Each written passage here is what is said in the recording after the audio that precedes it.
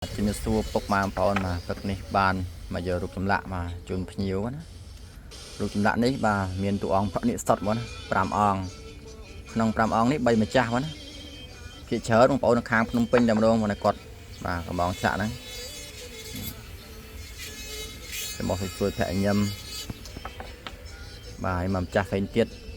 ចាស់នេះគាត់កំងប្រកេះ7មួយប្រកេះ9មួយប្រកេះ9នេះមានសៀវលីមានឥសីសមាធិមានកចាយណៈហ្នឹងទៅមកម្ចាស់ហើយសិតតែមិនយកម្ដងណាយកច្រើនដងហ្នឹងនេះលើកទី2បើបងប្អូននេះនឹងប្រមាណដងទេគាត់តែមើលក្នុង Telegram តែគាត់ផ្ញើជាចម្លាក់ជាជួចំតតហ្នឹងហើយនេះតួអង្គព្រះអង្គនេះដែរសាងពីវល្លិក្លូតណាវល្លិក្លូតនេះយើងលាបព្រាងច្រើនដងទៅវាដួលតបទៅជាពណ៌យ៉ាងកម្ៅបងក្លឹមវល្លិក្លូតហើយនេះរួច5អង្គហើយនេះនៅបន្តប្រម៉ែនេះក៏ដូចជាលោកតាឥសីណាបាទរួចរាល់តាឥសីហ្នឹងចាប់ដើមឆ្លាក់ប្រភេទបាទតួអង្គបនិនេះដែលមុនហ្នឹងខ្ញុំបានឆ្លាក់មួយអង្គភ្ញៀវគាត់កំងនៅខាង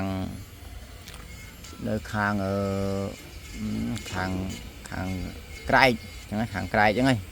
នេះខាងក្រែកខាងត្បូងឃ្មុំណាបាទគាត់កំងមួយអង្គដល់ពេលឃើញស្អាតទៅមានបងប្អូនផ្សេងហ្នឹងគាត់ចង់បានដែរនេះប្រភេទ fossil ឈើខ្លាយថ្មបងណាបាទបន្ទាប់ទៅហើយ2អង្គទៅចាប់ដើមឆ្លាក់ fossil ខ្លាយថ្មហ្នឹងឆ្លាក់តួអង្គអតិទេពបាទមានដៃច្រើនណាទេពហ្នឹងដៃច្រើនហើយនឹងតួអង្គទៀតតួខ្នងគ្នាក្នុងមួយបតោមាន4តួអង្គហើយនៅកាត់ភ្លុកនេះពីរកងឆ្លាក់ឲ្យភ្ញៀវទៀតណាគាត់ចង់បានតួអង្គហេវចរៈហ្នឹង3អានេះកាត់ពីផ្ទះហ្នឹងនេះសាងពីភ្លុកស្អុយដល់នឹងពួនធំណាបាទក្លិនហិតនៅស្អុយស្អុយភាយប៉ុន្តែពេលយើងកាត់ទៅវាស្នាងប្រកិតខ្លាំងទៅបាទ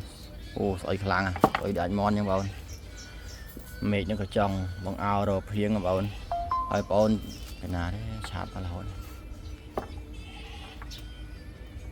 ក្នុង TikTok អូគេឆាតក្នុង TikTok ហើយបងប្អូនដែលមានរូបចង់ផ្ញើឆ្លាក់ក្តីបងប្អូនដែលចង់កំងរូបក្តីបងប្អូនចាំចូល Telegram មកបងសម្ដាក់លេខ Telegram បងប្អូននេះតាក់ទងតម្លៃវាតាមរូបនីមួយៗប៉ុណ្ណាតាមរូបតាមកម្ពស់តាមវត្ថុធាតុដើមសាងអញ្ចឹងអត់អាចដូចគ្នាទេអញ្ចឹងបងប្អូនចង់ជ្រាបដំណឹងតម្លៃច្បាស់បងប្អូនចាំចូល Telegram មកហើយតាក់ទងទៅនឹងបងប្អូននៅខាងក្រៅប្រទេសគាត់មានធ្លាប់កំងខ្ញុំបានជាច្រើនដែរណាប៉ុន្តែពីច្រើនហ្នឹងគឺខ្ញុំមិនអាចផ្ញើបានទេក្រៅប្រទេសបានត្រឹមតែនៅខ្មែរបងប្អូនគាត់កំងក្រៅប្រទេសគឺគាត់មានបងប្អូនខ្មែរចាំទទួលបងណាខាងថៃក្តីខាងអាមេរិកក្តីកូរ៉េជប៉ុនក្តីហ្នឹងខ្លះខាងអាមេរិកហ្នឹងទៅប៉ុន្តែគាត់មានបងប្អូននៅខ្មែរចាំទទួលសម្រាប់ខ្ញុំបាត់តគឺផ្ញើបានតែត្រឹមនៅខ្មែរទេអត់មានវិធីសាស្ត្រណាផ្ញើក្រៅប្រទេសទេអញ្ចឹងសង្ឃឹមថាពុកម៉ែបងប្អូនគាត់បានឃើញវីដេអូនេះក៏ដូចជាពុកម៉ែបងប្អូនដែលមានម្ដងចង់ឆ្លាក់រូបក្តីបងប្អូនចាំចូលឆាតមកសាក់សួរនាំទៅបងប្អូនឆ្លាក់ស្អីមិនថ្មីទេតែសួរនាំទៅតួអង្គប៉ុណ្នេះសាងពីនេះអញ្ចឹងទៅឧទាហរណ៍តួអង្គប្រក់នេះនឹងសាងពីក្លឹម7អញ្ចឹងកពស់ប៉ុណ្ណឹងថ្លៃម៉ាននឹងសួរឆ្លើយសួរប្រាប់ណាហើយទៅតាមសំណួរបងប្អូនចង់សួរបងប្អូនសួរតួអង្គមួយអង្គប្រហែលខ្ញុំនឹងឆ្លើយថាមិនទេប៉ុណ្ណាព្រោះអញ្ចឹងមានធំមានតូចខ្លះសាងពីស្នែងខ្លះសាងពីថ្មសាងបញ្ញាឯងទៅវាអត់ទៀងទេតម្លៃព័ត៌មានអត់បងប្អូនចាំចូល Telegram បងប្អូនសូមអរគុណសូមជម្រាបលា